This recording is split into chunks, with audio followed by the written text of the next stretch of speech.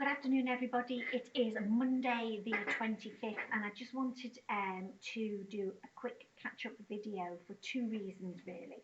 First reason is to say thank you for everything that you are doing under extremely hard circumstances to keep your sons and daughters going as best you can and they can at home. I know it's incredibly tough. I genuinely do. And all we can ask is that everybody is doing their best, which I'm sure they are.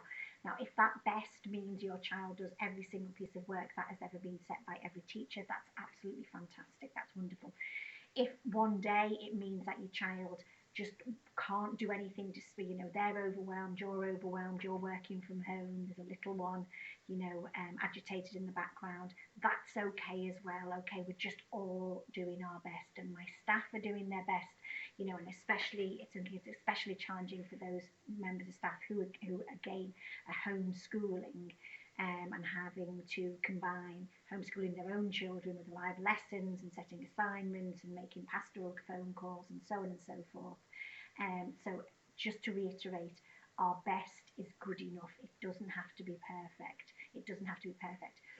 And that sort of links into the second thing, is that I think in our aim to inform parents about engagement and keep you in the loop, it seems that at times when we've been informing you of these behaviour points, engagement points, it seems to have had the counter effect of causing some problems which we didn't want it to do at all. And I think it's the teething problems that we're having of a new system.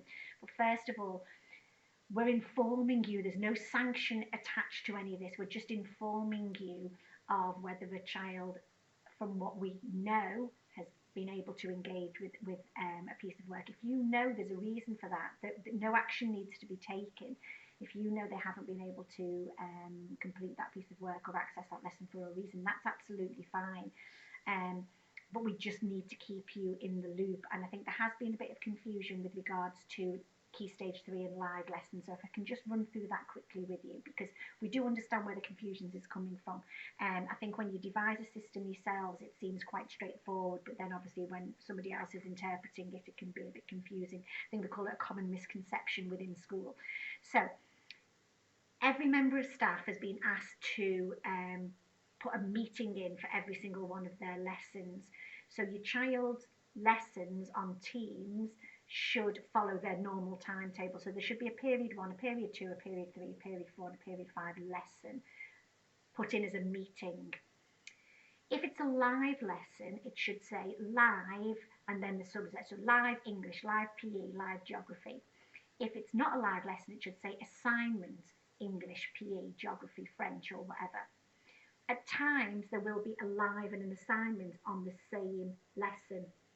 I'll explain why in a minute, but if that's the case, always do the live lesson. Always do the live lesson, because at times there will be a live lesson that falls outside of their normal timetable, and that's because what we're trying to do is increase the number of live lessons at Key Stage 3.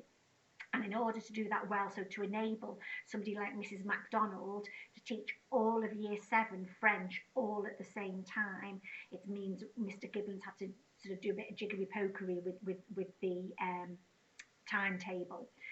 So, period 1, say it says assignment, that's fine, just do your work. Period 2 says assignment, just do your work. Period 3, it says live for French and assignment for geography. You go to the live French lesson. But that means that the geography work there has been set, but your teacher, your geography teacher, knows that you've had a live lesson at the same time. So don't panic about it, okay? Just at the next opportunity, get that geography work done, and that will probably be when you would next have a French lesson, but you've actually had the French lesson already because you've had that live lesson which isn't on your timetable as such. So, live lesson and an assignment, always do the live lesson and then catch up with the work that was set by the assignment at another time. All the email addresses of the staff are on the remote learning area of the website. Please communicate with us. We're sorry, we genuinely, apologise for any confusion, but in order to make the system work, we need to have everything timetabled in as a meeting for it to work properly, for us to be able to monitor engagement. And it's important that we monitor engagement, and actually parent voice asked that we monitored engagement. So I hope that clarifies the situation. If there are any queries with any particular lesson, if you can go straight to that teacher, because that teacher is probably the best person via email to be able to answer your queries. Okay, so take care. Hope that helps a little bit.